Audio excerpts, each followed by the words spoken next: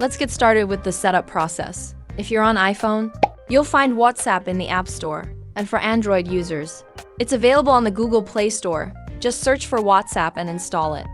After you launch the app, you'll be greeted with a welcome screen, where you can select your country code and input your phone number. WhatsApp will send a verification code to confirm your number. And once verified, you can set up your 6-digit PIN. Next, you'll be asked to create your profile by adding your name and a profile picture. And you can also give the app permission to access your contacts so you can see who else is using WhatsApp. The main screen consists of several tabs such as updates, calls, communities, chats, and settings. These options might change slightly over time, but I'll guide you through the key features. For now, let's focus on the chat tab. This is where you'll spend most of your time. Tap the plus sign to start a new chat if you have granted access to your contacts. WhatsApp will show you those who are already using it.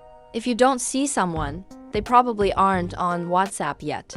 But you can invite them through a link or manually add a new contact by entering their name and phone number.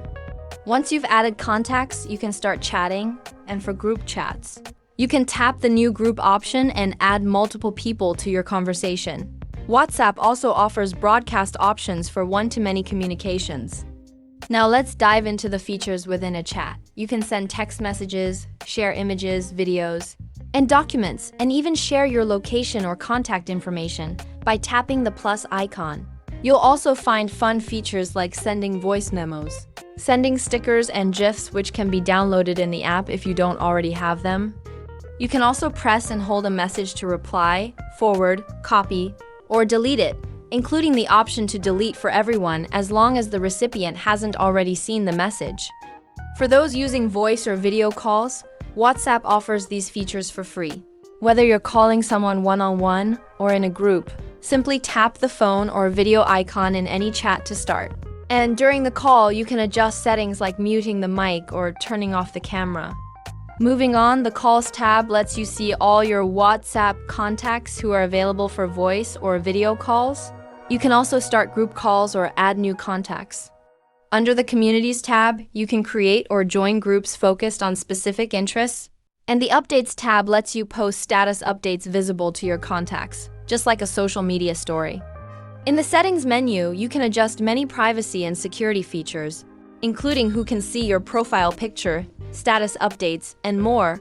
One of my favorite features is the option to turn off read receipts, so people won't know when you've read their messages. Additionally, if you want to link WhatsApp to other devices, such as your computer, you can do that as well. And there's a fun feature where you can create your own avatars to use in chats. To make the most out of WhatsApp, you might also want to explore advanced features like WhatsApp's AI tools or check out some tips and tricks videos. These can help you take your WhatsApp experience to the next level. That's a basic overview of WhatsApp and its features. I hope this helps you get started. If you found this guide useful, don't forget to give it a thumbs up, and I'll see you in the next video.